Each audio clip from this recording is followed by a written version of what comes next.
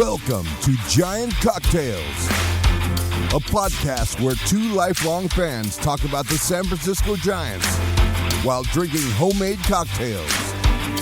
Now, here are your hosts, Ben and Matthew Henry.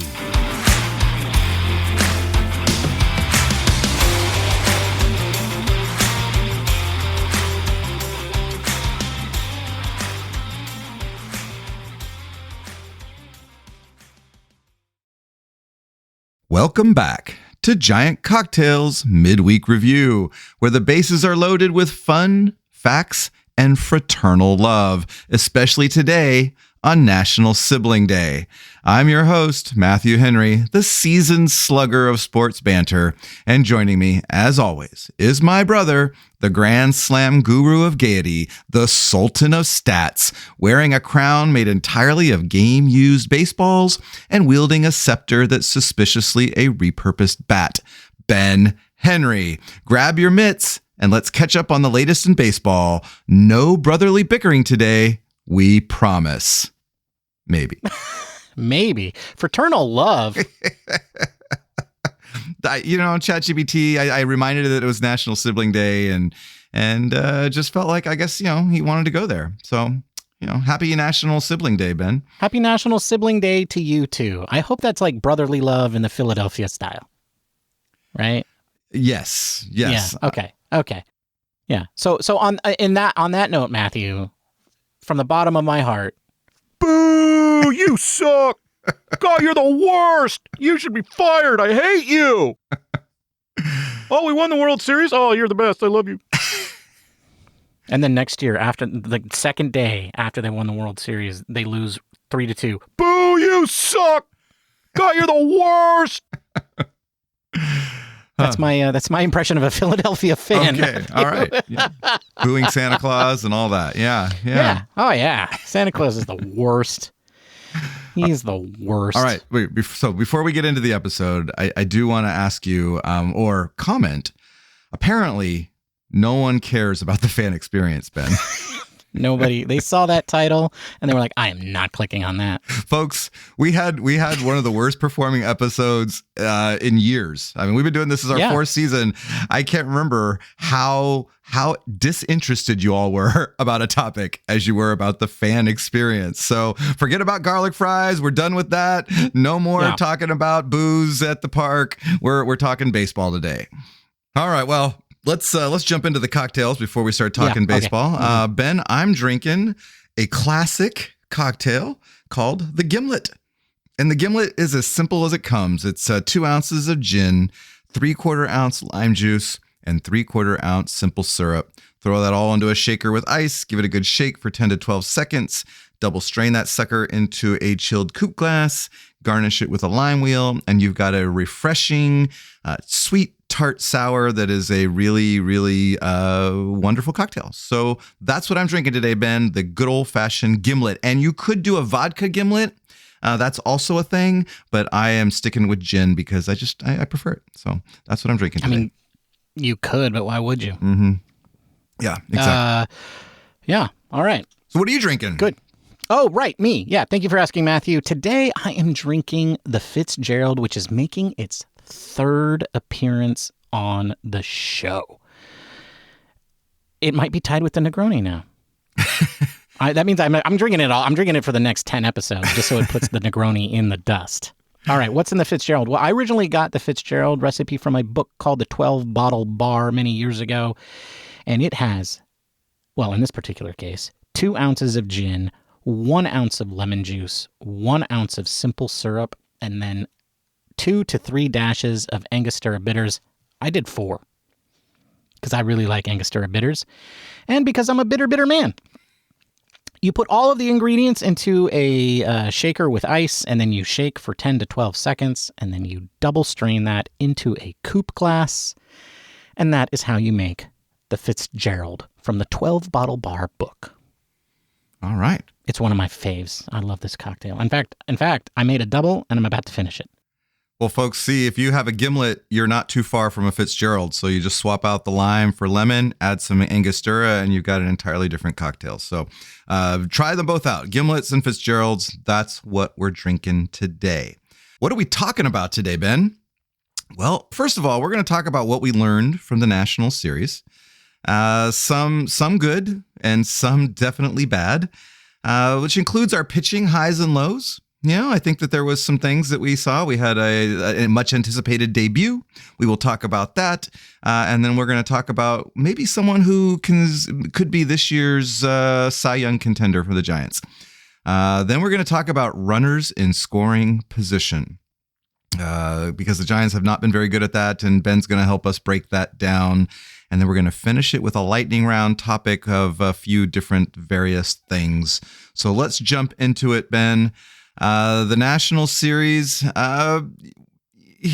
had Blake Snell leading it off. We were going to start off with a bang with Blake Snell just destroying the Nationals, and instead he didn't even get out complete. He didn't even get into the fourth inning. So is this something that we need to be worried about? Is this something that I don't think so. Well, I don't know, Matthew.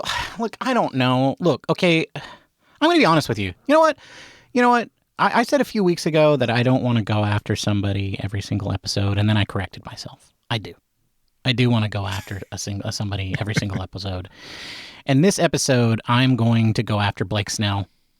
I'm going after Blake Snell today because he made me drink a Negroni when I really thought I was done. But then the Giants signed him in the last week, and because of that, I had to drink an extra Negroni.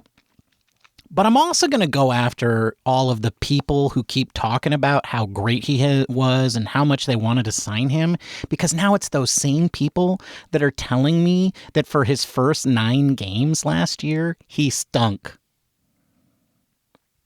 Yeah, which is not what you want to hear when your team is struggling. I don't want to hear that.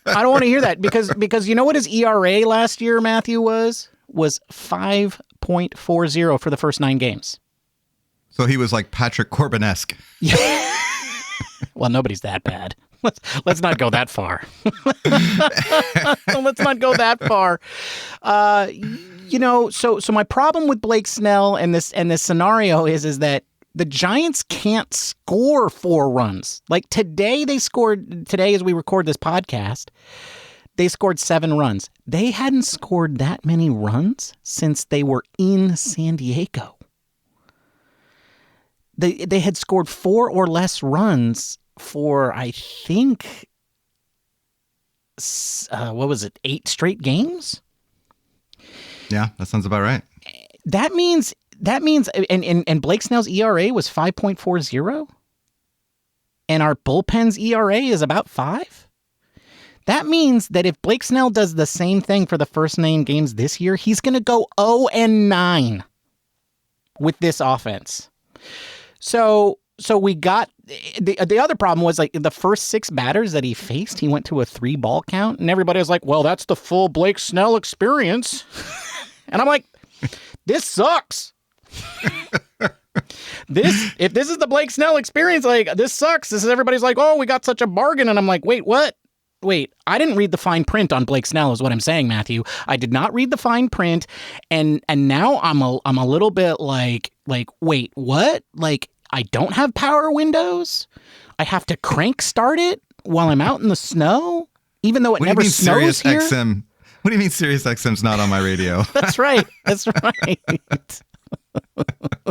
I don't get a free subscription for 90 days? Not even that? And folks, once that 90 days ends, they hound you. They do. They hound you. I've gotten more phone calls from SiriusXM than anybody in the history of phone calls. But you know what, folks? Wait them out, because they get super desperate. They will drop down to like 5 days for $5. Well, first you'll get 2 free months, and then $5 a month for like a year. So if you're not getting that deal, you're getting hosed by SiriusXM. But I don't know how we end up. Why are we talking about this? Oh, right, because Blake Snell's a used car. And he's a used car that, like, after the first 10 drives, he's great. So no, Matthew. No, I was not happy with that debut. I was not happy at all because we needed to sweep the Nationals. And instead we did anything. We did almost the opposite of sweep. Right. If it wasn't for the fact that the Nationals insist on running out one of the worst starting pitchers in recent memory. Patrick Corbin, Matthew, is not just bad. He is like epically bad. He has led the league. Well, I don't know that he led the league last year, but 2 years ago, he led the league with 210 hits allowed. And I think earned runs allowed. And then he allowed 210 again last year. He's only still with the Nationals because they refuse to DFA guys. Well, he's owed like $35 million this year or something ridiculous. Right, and they're going to get their money's worth out of him. They're like, look, dude, we're going to pay you $1 million to embarrass yourself 33 times. Every time you embarrass yourself in front of God and everyone, we're going to give you $1 million. Patrick Corbin is one of the worst pitchers in baseball, and that's the only reason the Giants won today. That's not the only reason. It's the only reason. Because there was a guy named Jordan Hicks that was on the other side, right? But Jordan Hicks could be the Cy Young Award winner this year based on his first 3 starts. Okay, so that's the only reason they won today, because the best pitcher in baseball was facing the worst pitcher in baseball, and that's the only way this lineup can win a game. Fair. Yeah. No, I think that's kind of a valid analysis of the Giants. And, and it's, this is not going to be a pretty season, Ben. 2021 was fun because we had home runs and, they were taking bases and everything was going well. This is going to be one of those years where we scrap out hits and we pitch deep into games and we're trying to just scrap every win. That's what this is going to be like. Because that's the way this team was built. And we'll talk a little bit more about that a little bit later. But when Jordan Hicks is on the mound, I feel pretty good about it. And it's weird to say that because I think just a month ago we were wondering if he could be a legitimate starter. And now he's arguably our number one. I think it's obvious that we had multiple Cy Young Award contenders on this roster starting out, right? Because in the National League, you had the top 2 vote getters from last year with Blake Snell, who actually won the award, and Logan Webb, who came in second. And then you had the young phenom, what's his name? Kyle, I've never done it before, Harrison. Of all of those guys, Jordan Hicks was probably not on the top of anybody's list as the most likely Giant to win the Cy Young Award, and now I think he's the front runner for the whole league. Yeah. And which is exciting. I think that, that experiment and hats off to Farhan for, believing in him and making sure that we got him and allowed him to do that. I think we were worried about, there being too much starting pitching, but we'll cross that bridge when it comes because right now we don't have enough and you never have enough. And so I think that seeing Jordan Hicks on the mound today was one of the reasons why they won. And yes, Patrick Corbin is awful and has been for his last 100+ starts. Interesting graphic on the game today about that, where his ERA was like a run and a half more over the last 100 starts than it was his previous 200 starts or something like that. So, but the Giant, you play who you play, and the Giants got to win. I think it's interesting that going into this game today, it almost felt like a must-win game. It felt like you had to win this game, otherwise the season was over. And I think my perspective of going into tonight's podcast would have been very different. I feel relieved. I feel better about things because we got this one win, and now we're 5-8 instead of 4-9. So I don't know. Am I overreacting there? Does it feel like that to you? No, I think this absolutely was a must-win game. If the Giants lose today to the worst pitcher in baseball, who pitches for one of the 3 or 4 worst teams in baseball, and they get swept by looking absolutely anemic at the plate, then this would have been an utter disaster. An utter disaster. No, this today was as must-win of a game as you can have in Game 13, as you can. This was absolutely a prove-it day. And I want to stress, like, I think everybody's like, oh, it feels better. They, because they did steal some bases today, finally. They still haven't hit a home run at home, though. They scored multiple runs. They had hits with runners in scoring position, but most of those hits were from guys who were already doing it. Love you, Nick Ahmed. And, so this absolutely, if they had lost today, it would have been an utter disaster. But I think a lot of people are probably feeling relieved that they won today, but think about how thin of a margin that is. This team has got problems, and it's really got to continue to turn them around. It lost a series against one of the worst teams in baseball, and it only won one game because it was facing the worst pitcher in baseball with one of the best pitchers in baseball right now. This team has got problems. And, so no, I don't disagree with that. I don't disagree with that at all. I think, and one of the main problems is not just how they're performing at the plate, but, this team is supposed to be built on pitching and defense, as you said. Right? And these games are supposed to be painful and close, but they're supposed to be winning because they're supposed to be low scoring games. And we want Camilo Doval to be the most pivotal guy on the team. And we want everybody to be like, I can't believe he lets a runner on second base every game, which is sort of average, right? That's an average thing for a pitcher to do, but we expect our closers to be perfect. Pitching and defense is like the 2010 team, right? And what did Dwayne Kuiper call the 2010 team?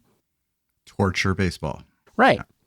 But right now, the pitching has got to be better. And I think, I think one of the areas where it needs to get better is Kyle Harrison, right? And Logan Webb and Blake Snell. But all of our starters, they need to step up. So to illustrate how good Jordan Hicks has been, today he allowed 1 run in 6 innings and his ERA went up. Right. We need the rest of the Giants to be performing like that on occasion, but closer to that. I mean, Jordan Hicks has been nothing short of a revelation. If you want to read more about Jordan Hicks, then there's an excellent article about him right now on Fangraphs. It's talking about things that we already kind of knew because Pavlovich had already brought it up, or somebody on The Athletic, about his split finger. Yeah. And sort of also reducing his velocity so that he gets better movement from his sinker. And so it's an interesting article. So if you want to read more about why Jordan Hicks is so good, go read that article on Fangraphs.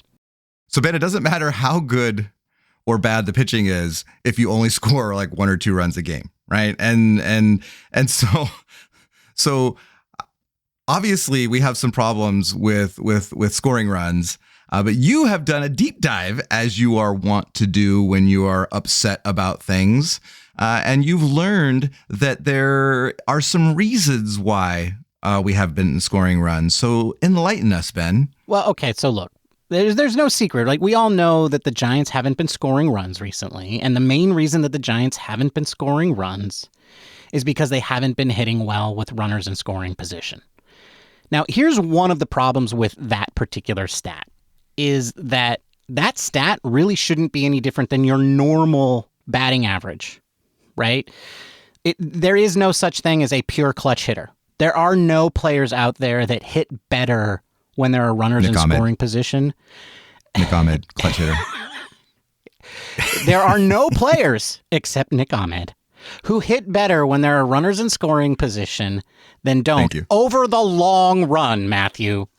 Okay. Over the long run. Those players do not exist. You generally hit the same when you have no runners on, or runners on first base, or versus runners in scoring position. So there is no secret to this, but that doesn't mean that people like me don't want to go and find a reason. So yes, I did go do a deep dive into the stats for the Giants. And I do want to point out that while there are people like everybody's favorite punching bag, Mike Yastrzemski, unless you like to beat up Austin Slater, in which case, he's the yin to the yang. Mr. Yastrzemski, with runners in scoring position, is 0 for 4 with 4 strikeouts. Lamont Wade Jr., 0 for 5 with 3 strikeouts.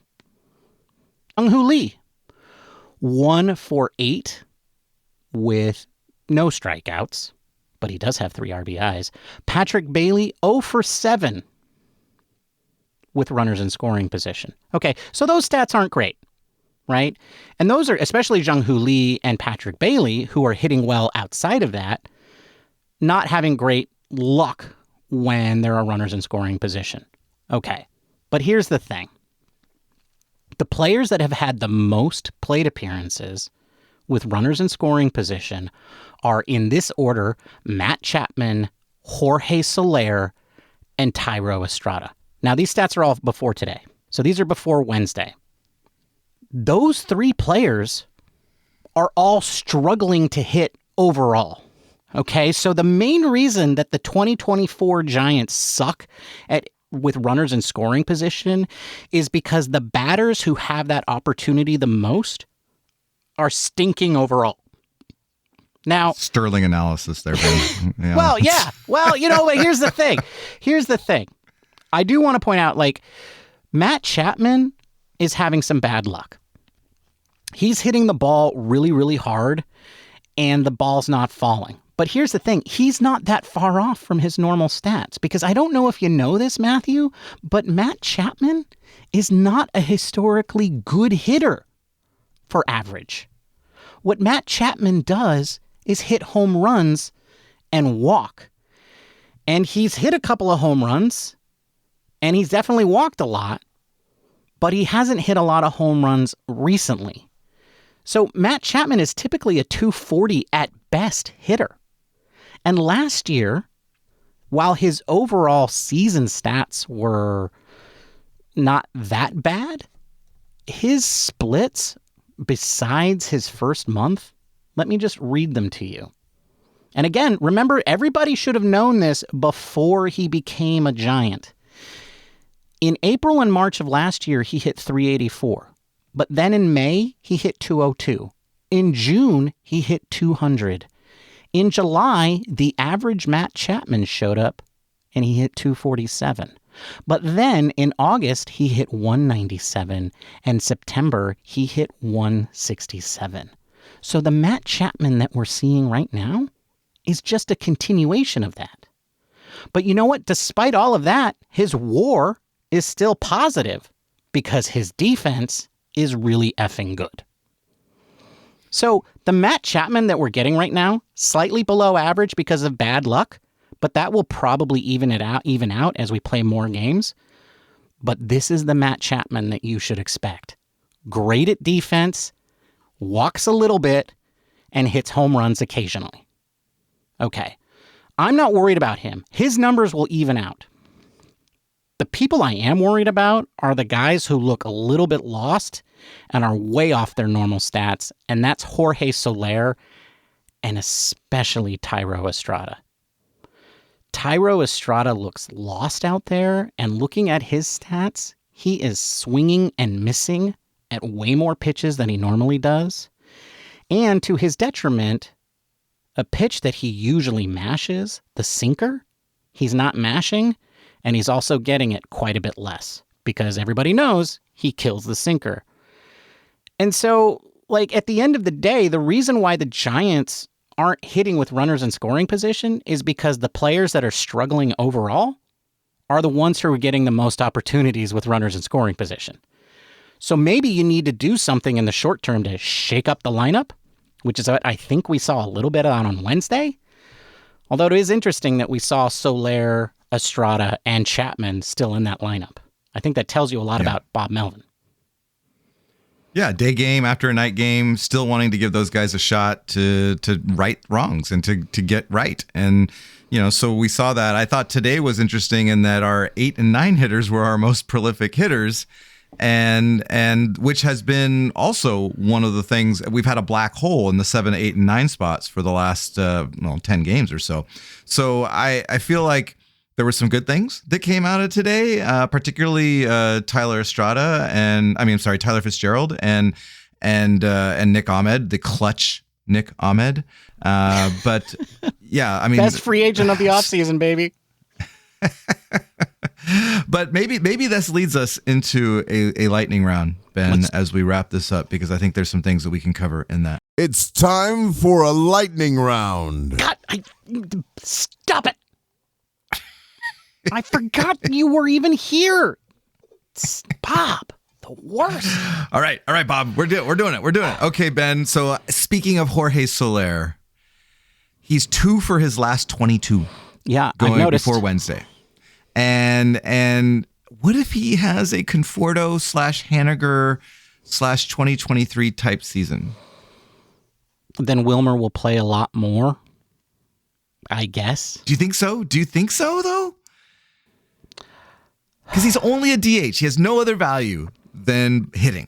I mean, he has to play more. Like, Wilmer has to... Look, I want to see more Wilmer whatever.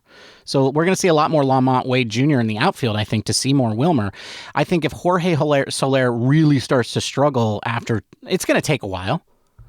2 to 3 months. But yeah, I think we would see him play less.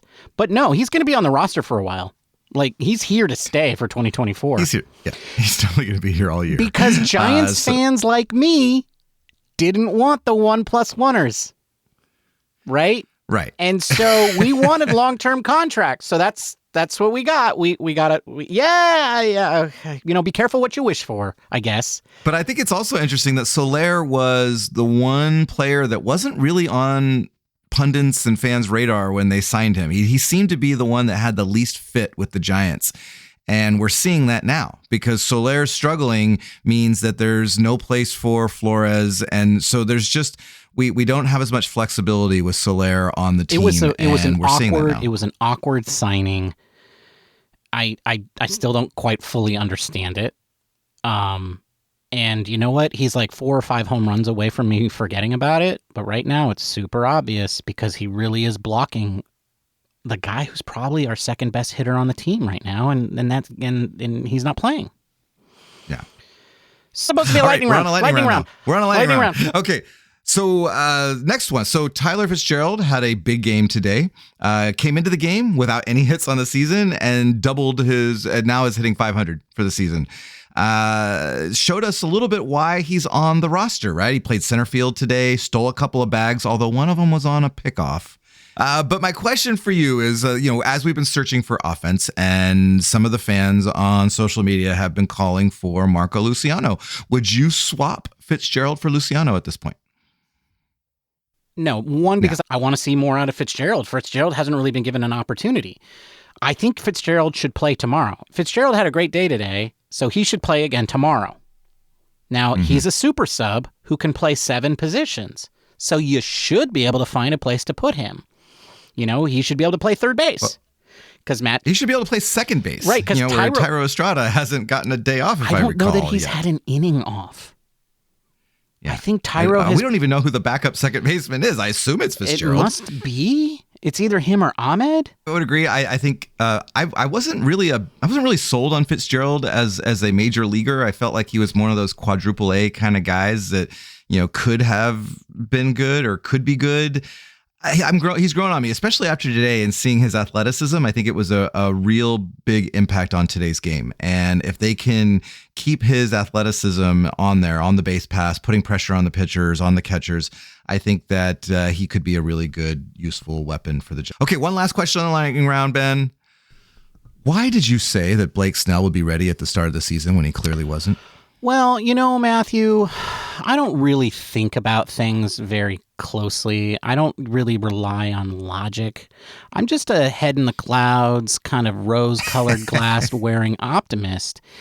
And, just because he was pitching to junior college players, and I hear now high schoolers, that I felt like that was good enough. I mean, Major League Baseball players versus high schoolers, those are the same thing.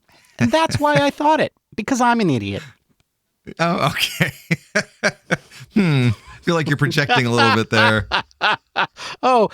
Tit for tat. Yeah. All right. Well, I was wrong, folks. I was wrong. Blake Snell clearly wasn't ready at the start of the season. I don't think he was ready in the 13th game of the season. So hopefully he will work himself into shape and we'll see the Blake Snell that we all expected to see. So coming up next, we are traveling to Florida.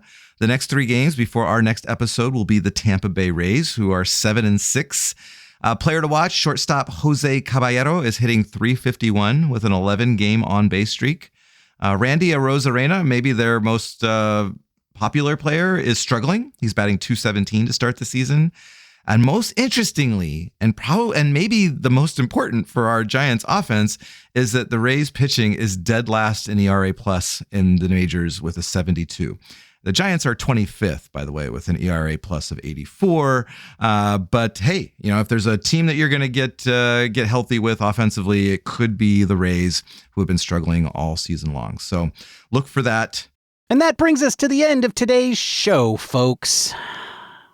I'm supposed to say something about social media, but I don't really like social media. But you should like us and follow us on the Twitter, formerly known as Twitter, Instagram, Mastodon, and Threads. And if you can, it would be so kind of you to rate and review us on your podcasting platform of choice, Spotify or Apple Podcasts. You can also find us on YouTube, where you can follow us and like all of our posts. And on that note, we will see you all next Monday after the Giants play those lowly Rays and probably go 1-2. Until then, Matthew, cheers, my friend. Cheers, Ben. Bye, everybody. Goodbye. Thank you for listening to the Giant Cocktails Podcast. Until next time, bottoms up.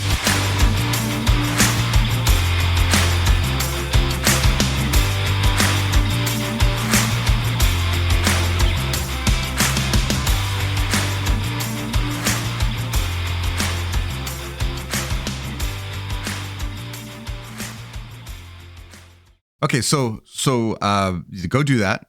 But we got to move on to the next topic, yeah. And I'm going to segue us into that by saying that I was segueing us into it.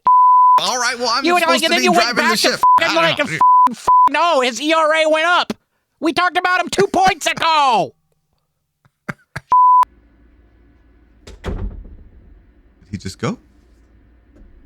I will wait for him to come back. All right, segue us in.